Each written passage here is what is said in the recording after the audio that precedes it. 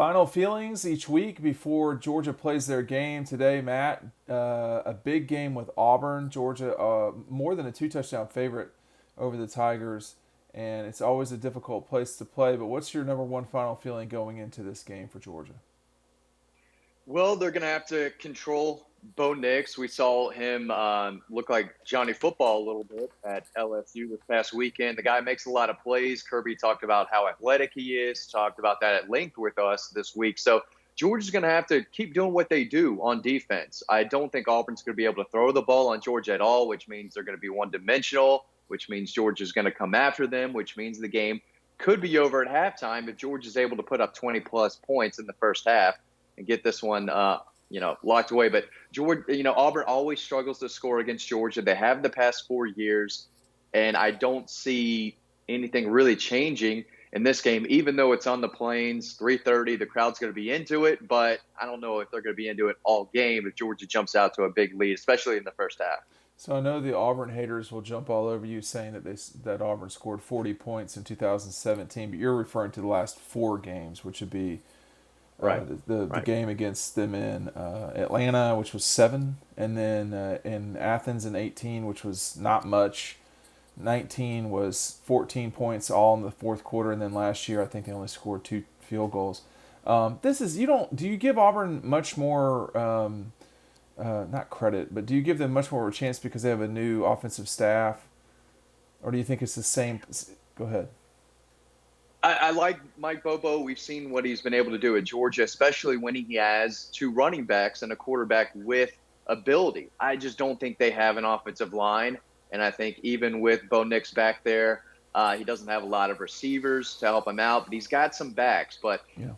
I don't see them being able to move that ball. I think he's going to be running for his life. I mean, if you can't get a passing game going to find receivers open against LSU, you're not going to be able to do it against Georgia. So he was running a ton last week. He's going to be running a lot more this week. Yeah, you and I were sitting there watching that game. Did you think Auburn was going to win that game most of the time, or how was your view? I mean, I know we have three TVs going typically, but we were watching the Auburn game the most, and we had Clemson on the side, and I can't remember who was on the left hand side, Yeah. but what were you thinking of that game as you watched it with Auburn and LSU? It seemed like Auburn couldn't score. Yeah, I thought LSU was going to win the game. I thought LSU was a little better than what they are, and they're not that good anyway. And I think I gave them a little more credit at night, Death Valley, a place where Auburn hasn't been able to win in Yeah. who knows how long. 20 years, Coming 21 off an years. emotional game against Penn State, I just didn't think they would go into Death Valley and win. So it was an win. They played hard. I am a big Tank Bigsby guy, have Right. been for about 6 years now. So they've got some guys, they've got some talent, but they're not as talented. They're not nearly as No. deep, especially in the trenches where Georgia is strong and getting better and better each week. So I talk about in final feelings, which I've got linked below. Make sure you're clicking on it to read what Matt, Ryan, Curley, and I are saying. We're around the team all the time in terms of practices, games, etc. We've got what now almost 30 years of experience covering the Georgia Bulldogs between the three of us. But the thing that stands out to me about Auburn and Georgia is that Demetrius Robertson goes over to Auburn. He's their number two receiver in terms of catches this year. Matt, he left because he was not going to get playing time that he wanted at Georgia, and I think he had played more than he suspected because of the injuries, but still. And then when you just look at the overall talent, Auburn, I think another reporter said to me this week that Auburn has three five-star players, and I just off the top of my head, Owen Popo, Tank Bigsby, and Demetrius. Bo, Bo Nix was a 5 star, I What guess, at one point. he Maybe, was. maybe at the Indy one. I, I I, I know think at I think some stage, but I'll tell you right now. I think we, as a society, and I have never ranked players for any of the .coms, and I know that there are monetary explanations at times for the reason why some rankings go the way they do, but quite clearly, quarterbacks, generally speaking, are not being evaluated in terms of stars correctly because I understand getting Trevor correct I understand getting Justin correct, but they've missed on some guys for sure. And if Bo Nix was considered a 5-star quarterback, I mean, I just don't. I'm not putting him down.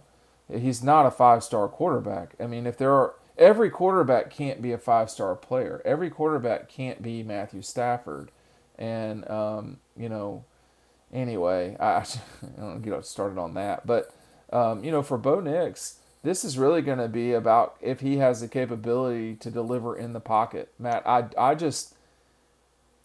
am having a hard time figuring out how Auburn wins this game unless there is some sort of chaos that they create on the Georgia offense, because from what I have seen from Auburn, having watched them 3 full games this year, they're just not steady enough on offense right now to compete against this Georgia defense. And I do not like the way that Bo Nix is being asked, I guess, by Mike or really by his offensive line to scramble and make plays. We can't have quarterbacks scrambling and making left-handed throws unless they're left-handed. Well, that's what he does best, scrambling and making plays with his feet, making throws on the run. He's not a pocket passer, never has been. He's not going to be on Saturday. And I think he does kind of bail a little too quickly when there is, time to stand in the pocket and make a play. He's going to bail a little too quick. So he's still developing there, but he likes that Johnny football type of play. And he makes a lot of plays that way, but you're not going to make a whole lot of plays when the Kobe Dean running you down outside the Adam pocket, and Anderson. Adam Anderson and Trayvon Walker. It's just not going to happen. So he can try to run and dance all he wants, but he's going to get smashed, You, and you, he's going to get hit by multiple Bulldogs, not just one. you think he's most gifted athlete that Georgia's played at quarterback in a while? I mean, I'm trying to think of other guys. Joe Burrow, I mean, Yes. 2019 I've seems like a left him long way out. away. Yeah, I've But left him out. again, yeah, that was 2 years ago. But yeah, I mean, Kyle Trask was not athletic, but he was your pocket passer who could, shred you. But Bo Nix is not that Yes, guy. but And I don't, hey, man, I'm sorry, Matt, but this has just popped into my brain. Do you remember how it was the running quarterback was such trouble for elite teams for such a long time, and now all of a sudden, lately, against Georgia, it's been the pocket guy that's been trouble. I mean, Kyle yeah. Trask, and these were good teams, but Kyle Trask, and then Alabama using a pocket guy.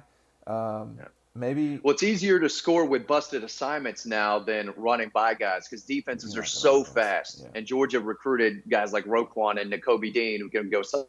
So you're telling me that Mac Jones is not going to run? He's not going to run past Roquan. Is that what you're trying to say? Oh, now you've Roquan, but become. he can. I'm sorry, your Right. audio chopped But out there. Go ahead. okay. I think the game has changed a little bit. And with Georgia's defense, they're so fast that these running quarterbacks, mobile guys like Bo Nix, they're not going to beat them. Well, you But got to these go guys who forward. can, If you're Bo yeah, you Nix, got to go forward. so the problem at Auburn, if you watch them play, it's that it's not that they can't run. They have really run a lot, actually. 300 plus yards on a few games. They were effective against Penn State running the ball. I wouldn't say they were unbelievable. That was just really a very good football game, and that's what Georgia could be in store for here. But what I would like to see Bo Nix do is run forward rather than run laterally, because with this Georgia defense, I mean, Jordan Davis is not going to run him down, okay? But Jordan Davis, if you are in between the hashes, can run you down, and that's not what you want. You don't want that guy rolling on top of you. We're focusing perhaps too much on Bo Nix trying to do this maybe by himself, but if Tank's not going to play or Tank is hurt, and you've got Owen Popo, who is probably a little bit banged up too, there's some other Auburn players, and like these are key players. Um, it's not a great look, and being a home dog, 15 points as I discussed earlier this week, it's just not common for Auburn, nor should it be. And every time they've been that, they've lost. And those games were to Georgia and Alabama. It's happened that they've been a couple of times that they've been double digit dogs at Jordan Hare. It's just not what you want, Matt. We've seen, previous Georgia teams, especially under Rick, where if you had a few key guys get injured, I mean, you were in deep trouble. And Right. Auburn's kind of in that same situation. Georgia can win games without George Pickens and Don Blaylock and Darnell and Tyke Smith. Those injuries aren't game One of changers for those them right guys now. has They are played for this Auburn. season. Yeah. That's the. Yeah. I think it speaks to the. I mean, your primary beat at Georgia at Dog Post is covering Georgia recruiting, and we've seen the depth. It's not just that Georgia has really good players. Yeah, they have really good players, but so does Arkansas. Georgia has like three of them in a spot. If you like just at linebacker alone, when you look at Quay Walker, Adam Anderson, Channing Tindall, N'Kobe Dean, uh, Robert Beal is making plays at times. This is those. That's just the older group. You're not having to rely, Matt, on Sorey and Smile Mundan and guys like that. Tresman Marshall, guys who Yeah. probably can play well if given an opportunity, but they're behind other 5 stars. Auburn doesn't have that. One 5-star goes down, they don't have another 5-star linebacker to replace Owen. And I mean, The other thing this is is, where the depth is going to come in. well, the other question was, the one team that seemed to take advantage of some things was Carolina with a deep ball. I mean, I think Clemson's hit a deep ball against Georgia, and Carolina hit a deep ball, and Carolina did it first drive, hurried up, and maybe it was just one shot from Zeb Nolan. I don't know, to Josh Van, I believe it was. Great throw. It was a good Yeah. throw, and that Josh Van made the plays can't be surprising, but we haven't seen that very much lately. But we haven't seen Georgia go against competition who can really throw it. I mean, that's not what Arkansas is known for. Certainly not Vanderbilt, but even UAB and Clemson had a hard time doing it. I mean, But what teams are knowing for throwing it right this year, now, though? right now, I think the two biggest threats for me, well, there's three for Georgia, and it's Alabama, and probably in order: Alabama, Ohio State, and then Oklahoma. I think that maybe flip Ohio State and Oklahoma, but I'm specifically speaking about the threat of the passing game. I think with Stroud at Ohio State, that makes a lot of sense. I mean, I don't think I need to discuss how good the quarterback at Alabama is. Same thing with Oklahoma. So they have the pieces. A lot of these teams just don't. I mean, Emory Jones, that's a bad matchup for the Gators. Uh, Next week for Kentucky, they're better throwing it than they were, but that's like saying I'm better at doing cartwheels. It's just not what I do. So I think for Auburn, they have an extremely athletic guy playing quarterback. But I caught this earlier in the week. Kirby talked about how athletic he was. He did not talk about how good a quarterback he was. And I think in the future, whenever that time comes, it is going to be tough for Georgia to deal with a passing game because it's challenging in today's college football to defend the pass. But Matt, there's just not a lot of guys on this schedule from this point forward that scare you with their arm. I mean, you tell me who it would be. Not Tech. Charleston Southern's totally overmatched. Missouri looks bad right now. I think Ole Miss might be able to Sure, throw but they're on not them, going but to they play don't Ole play Ole Miss. Miss. Yeah, they're not going Right. to play Mississippi. I mean, they totally. Yeah, Georgia could lose to Mississippi. I think just because of that. If matchups make fights, they make games too, and I wouldn't want to deal with that. But Alabama handled it pretty easy, and Georgia's defense is better than Alabama's. So The Alabama handled them better than I thought they would. yeah, So yeah, yeah. Did Georgia handle the Hogs better than you thought? yeah, yeah. Yeah, I thought they would win. There's no part of me that thought Arkansas was going to come into Athens I and agree win with that that. game. I did not think they would win by 37, though. Well, what starts happening is you're competitive at first, and then the game gets away from you. But in that game, they were not competitive, and it got away from them quick. And I could see that happen. The problem for Georgia is you don't know what any game is going to be like. So you have to play every single down the right way. And coming to this Auburn game, I got to tell you, I could totally see it being the same exact thing as what Arkansas had to deal with. But I'm not dumb, and I've been around the block for a while. I think I've been to every Auburn Georgia game since 1996, and so I've seen enough of these two teams to know that upsets can happen. 1999, 2006, 2000. Well, 5. well, yeah, but those were two Well, really they good. were they were pretty good. Yeah, that They was a both good were good. Auburn team, frankly. But you see upsets, but lately not really. I mean, I'm trying to think of the last time. Technically, the 2007 game was an upset because Auburn won the game. The 2006 17, excuse me. I don't know what I said. Yeah. But that was a good Auburn team. I mean, it was a 10-win Auburn team that went on to win a game against the team that won the national championship. They were number They two beat the going two. into the SEC title game, Yeah, right? they beat the Yeah. two teams I that mean, played for the national championship. yeah. So you don't think that, and they lost to Clemson in a tight game that year. So they had played three of the four playoff teams and gone 2-1. Well, gone 2-2 technically by the end of the thing. But I mean, to me, I just don't. It's hard for me to see an upset here, man. I just, I don't see it. yeah. And I mean, they were up 21-0 2 years ago.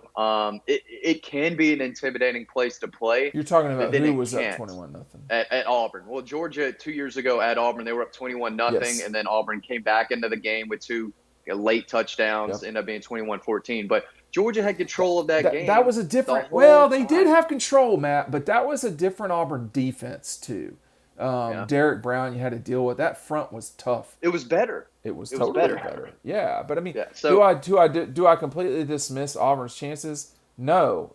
This actually is going to be a real learning moment for Georgia. I mean, I don't want to overdo this next thing, but they haven't played a true road game in nearly since the last time they were at Auburn, actually. yeah, So that's a long time. So whoever's playing quarterback, which we're not even just let's not even go down that path. Whoever's playing quarterback is going to have to deal with some crowd noise, but they've dealt with a little crowd noise at Clemson, with the Clemson game in Charlotte, etc. I just, it's going to take them a second or two. But dude, listen, after this game, like at Tennessee, there's going to be a fair amount of Georgia people at that game. Might not be 40,000, it could be 20. And so this is kind of the last game where they could the have a offensive line hostile could get crowd. tested by the crowd noise. Well, they I mean, could, but yeah. that didn't bother them in 2019. I think they could face a little bit of adversity, but not a ton in this one. I think it should be a comfortable win out there. Well, we'll just see, and make sure you're clicking down below because we'll make sure you get the edited versions of our thoughts. Thanks for joining me today, Matt. We'll see everybody on the website.